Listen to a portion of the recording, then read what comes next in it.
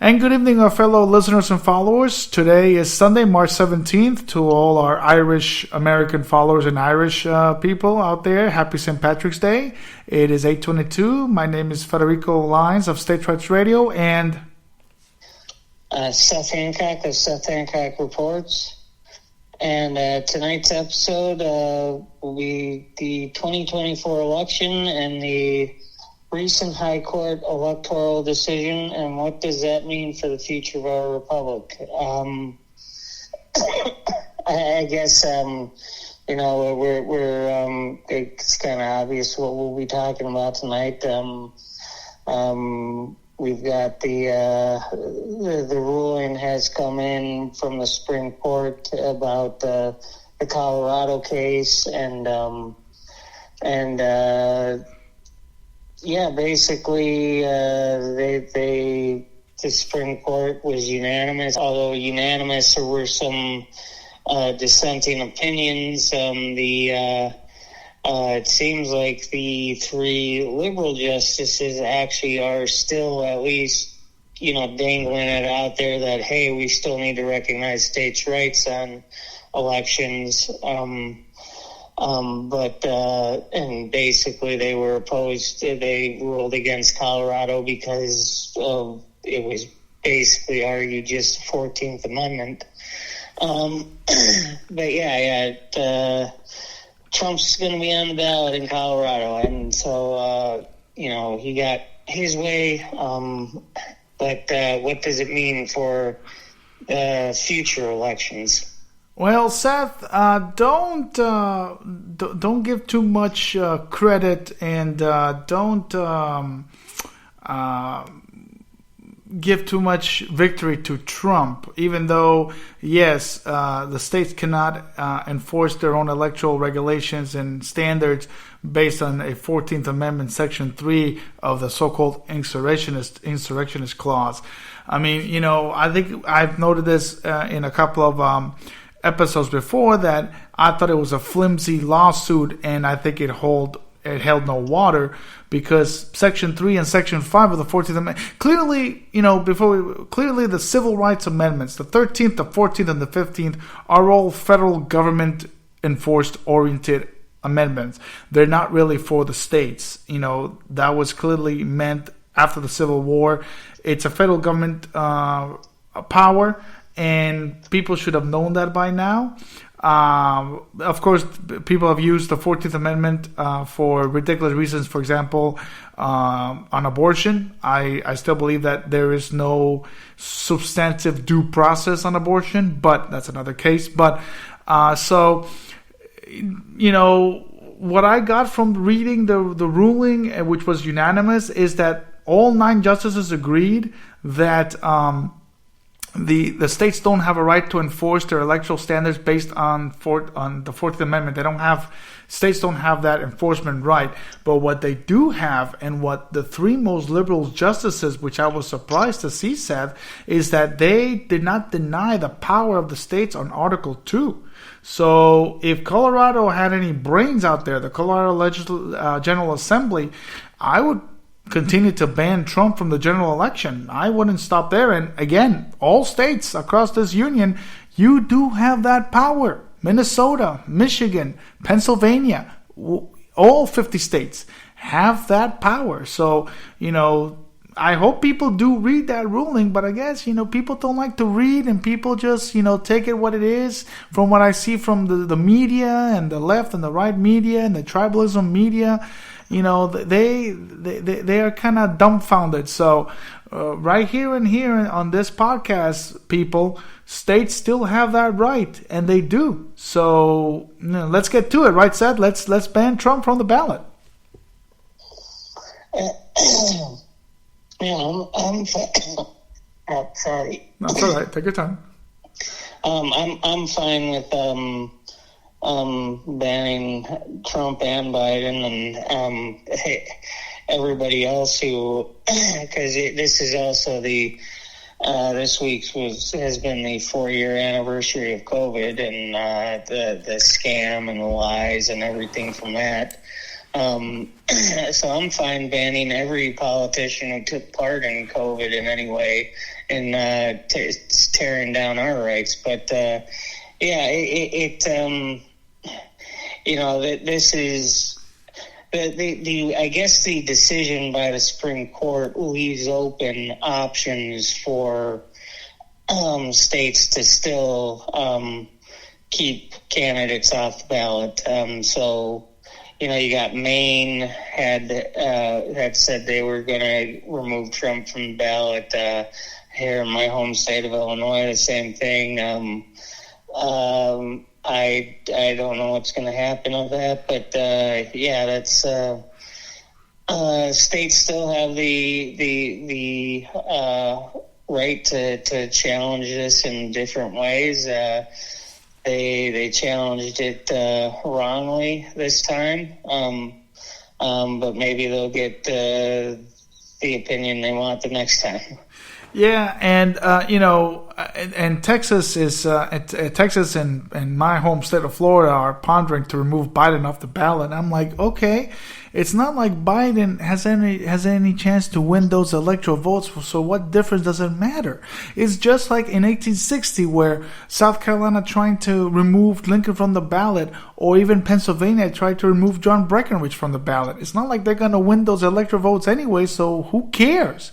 It's that right that makes our independence of our states free, and to do that so they have the state legislatures, not the courts, not the Secretary of State's office. The state legislature has that power to grant the Secretary of State, to grant the Colorado court to do that if they chose to do that. It all starts with the state legislature. That's what Article 2 states. So, here comes, Seth, where you and I, we know the Constitution. We hear from the media, whether the left or the right, they're not being truthful to you.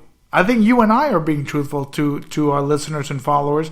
And, we need to bring that awareness wherever we go that, read your rulings, read your Constitution, read and be knowledgeable. And because of that, then, you won't be as ignorant or as dumbfounded that the media wants you to be.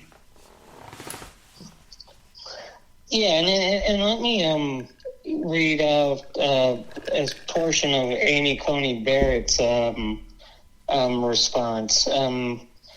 She wrote, "In my judgment, this is not the time to amplify disagreement with stridency.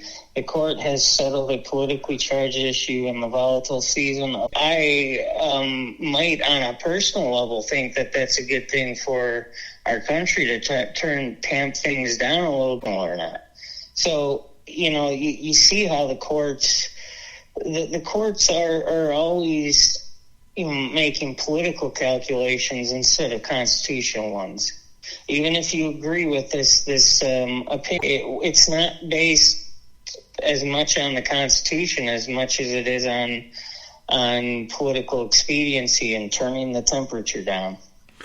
Yeah, I read her final ending to that notion. Let me just quickly pull it up here. I hate one thing is when judges of the Supreme Court. And, for present purposes, our differences are far less important than our unanimity. All 9 justices agree on the outcome of this case. That is the message Americans should take home. You have the last say if it's on the 14th Amendment, which I give. But everything else, the message we should bring home is federalism, is civics. We have lost our lessons to teach kids civics lessons. And this is the problem, that we're so busy teaching social studies and social justice and all that crap that they've endured in public and private schools that we have lost our sense of civics and federalism. So, I wasn't too appealing to Amy Coney Barrett's concurrence opinion. I think she was just acting like a politician and not acting like a jurist. And I feel very distraught. He understood our history and, went back to the founding of America and our early presidential selections. The American people didn't even vote for president for several of the early presidents. That the idea was to have Congress select the president through the electoral college. This seems to continue to enforce the idea that America is a democracy when we should want our republic back. I don't care who the president is. That's of very little concern right now. We need to be concerned with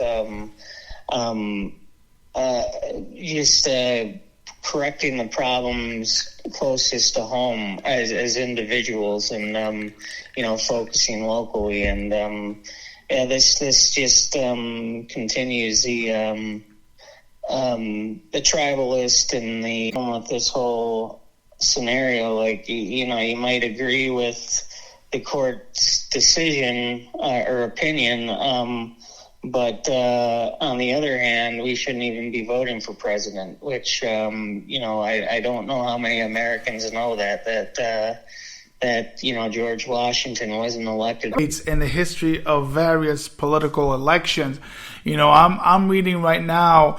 I find it fascinating, the election of 1824, which I know I've said this in the past, because it was a 5-headed horse race, and with not different ideas, but just different candidates in how they want. And this was the election that was the first heirs of the Republic trying to, grab a piece of the pie or a piece of the country and try to shape either keep the same founding principle and adventurous election.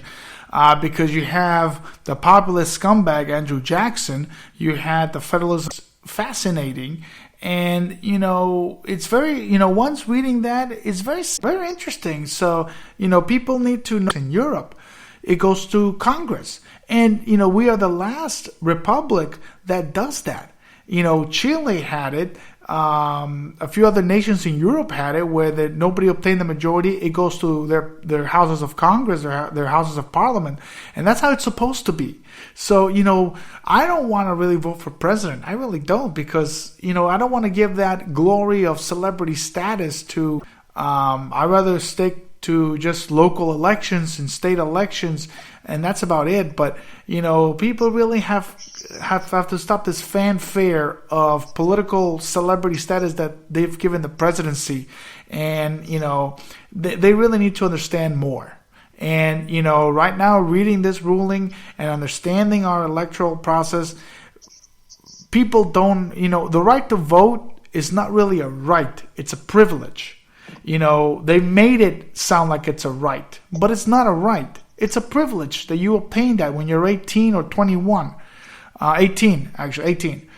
So it's a privilege to vote. It's not a right. It's a privilege. You have to vote your conscience and vote correctly, because then if not, then you're doomed.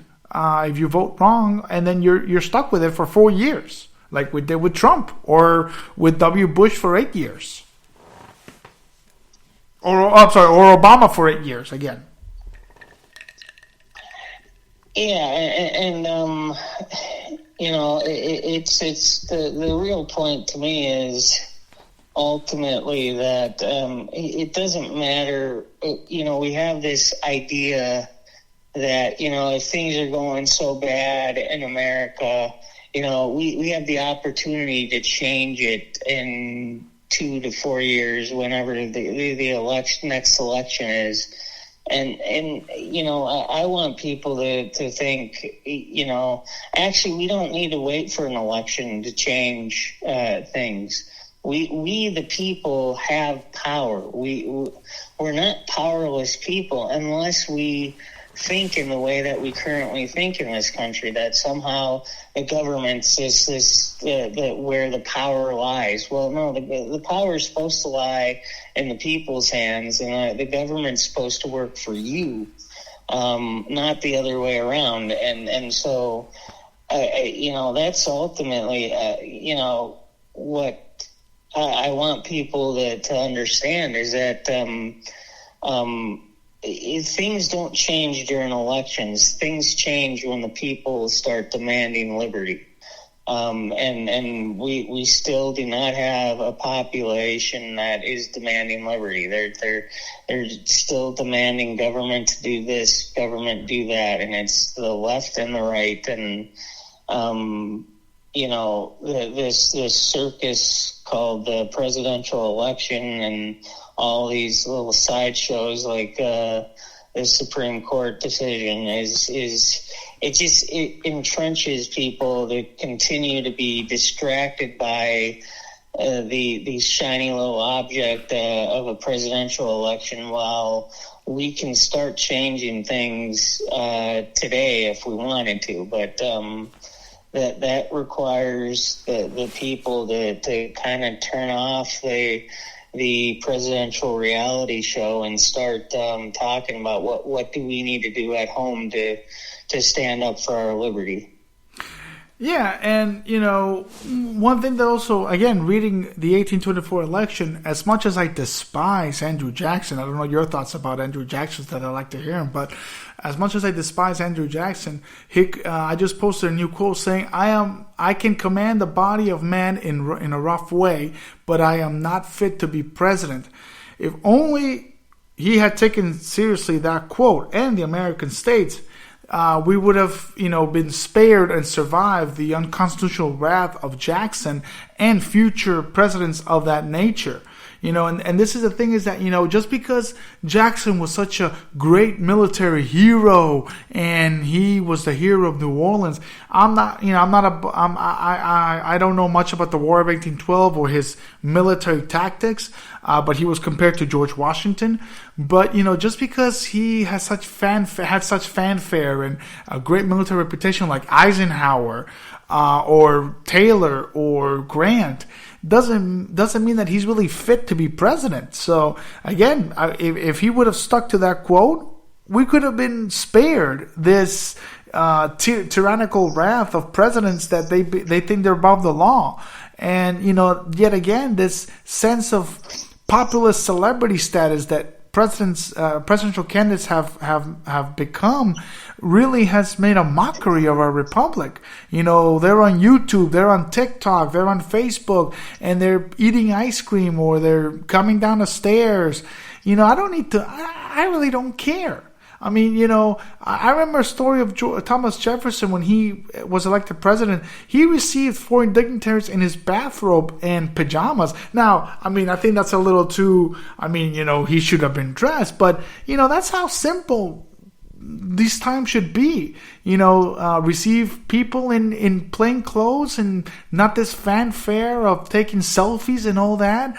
It's just ridiculous that we've really become a tribalist society and a useless society of, oh, my guy is better than yours. No, my guy is better than yours. Or the lesser of two evils. Oh, Trump is the lesser of two evils. Biden is the lesser of two evils. How about they're both evil? How about every single president right after Herbert Hoover?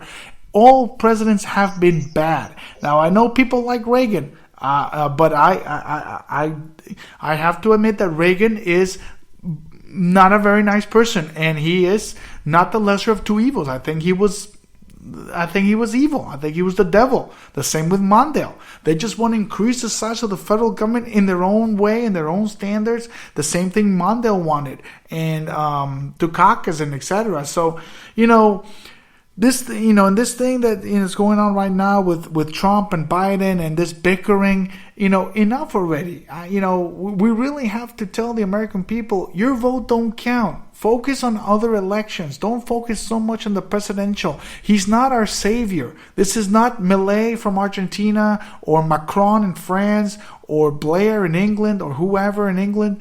They are not our saviors. The states and the people are the savior, like Seth put it. The states and the people are the savior, not the federal government, and specifically not the president. Yeah, and you brought up Andrew Jackson, and just note that I'm more of a fan of Davy Crockett, who was friends with Andrew Jackson and then became enemies with Andrew Jackson because of his mistreatment of the American Indians. The one positive I'll give to Andrew Jackson is that he opposed central banking, which I would have been completely on board with him on that. But outside of that, he was not a good president. But I know that I think he wanted on his gravestone, he wanted to be remembered by "I killed the bank." So I mean, as much as I don't like him overall, that is one aspect that I liked about Andrew Jackson. But that really the ultimate point is that the power is supposed to be in our hands as individuals, and we need to start coming together and figuring out, what can we do locally to turn the tide and turn us back towards liberty. And the presidential reality show is ultimately a distraction, and it's not where change happens. Change happens in the hearts and minds of the American people, of the individual. As government gets bigger, the individual gets littler, and that's what we need to focus on, is getting the government, stop letting the government influence us, and we need to start influencing the government and saying, hey, you guys work for us, it's not us working for you. This is why, I talk a lot about tribalism, and the problems with tribalism is that we have descended into complete tribalism. That, if you criticize Donald Trump, then they'll be like, whoa, what, are you supporting Joe Biden? Well, of course not. Joe Biden's awful. They're all awful. That's the point. We need to stop getting so mired in the tribalist politics and start coming together to stand up for our rights and stand up for our liberty. And as long as we continue to focus on these sideshows, that's time that we're wasting and not discussing how do we fight back in legal and moral ways. Yeah, I mean, the one thing I will say is that, just to cover again the Andrew Jackson saga, Wrath, is that, that's one good thing that he did was abolish veto, the second back in the United States. But yet again, he did so much other awful things, like the Force Bill of 1832 that increased the size of the federal government with indirect taxation, and of course the Indian Removal Act, not enforcing the Indian Removal Act. That's even worse. It happens when you put the good and the bad, and of course the bad comes higher than the good. One example is also Calvin Coolidge. That's one of my favorite presidents. Now, what he signed into law the 1924 Immigration Act, which that was bad. But again, he was good on other things. So, it varies. It varies on each president. Some are good. Some things are good. Some things are bad. Do I prefer more Calvin Coolidge than Andrew Jackson? Absolutely. Do I prefer Grover Cleveland more than Andrew Jackson? Absolutely. Do I prefer Abraham Lincoln more than Andrew Jackson or Jeff Davis? Probably not, because Lincoln was not the person that you think it was. People, again, here comes the false narrative that the media and schools and educators try to pursue on drawing up Lincoln, and also the neo-Confederates with the lost cause mythology, where they think Jefferson Davis was such a great man. Jefferson Davis was not a great president. Jefferson Davis was not a man of federalism. He was a man of central government. He wanted a central government in the South. He didn't care about the sovereign states of Alabama and Mississippi and Florida. So it's this false narrative that, the media and people try to install. And, here comes, again, this ruling where I'm trying to bring awareness where the three most liberal justices are not denying the rights of the states. They're actually saying, hey, wake up. You do have rights, just not this particular right to enforce the 14th Amendment, but you do have rights. And yet I don't hear anybody in the media or anybody in Colorado saying, did you read this? I'm going to present legislation to really ban Trump based on Article 2 and regulate elections based on Article 2. It's a sense of either giving up or just being plain ignorant and not knowing your history, not knowing your law, your constitution. And that's the problem that we have here, that we are so much into this tribalist love affair that we have forgotten the basic things that the Constitution provides. And that's, I know I sound like a broken record. Me and Seth sound like a broken record, but I want people to really understand what the rights are, what your state has, and the people of that state. The federal government has no rights. They've given those rights after the Civil War because, they were fighting a bloody war to get rid of slavery and bring equality to all our citizens. So they had to do that. But we wouldn't be there, Seth, if the Supreme Court would have given that right to the states to declare citizens to all people of all color, of all nature. So, yet again, there is the shallow ignorance of educators and media and etc. that are trying to blind us and create this false narrative that, I'm trying to wake people up here, and I know you and I are trying to wake people up here. Yeah, and it's ultimately,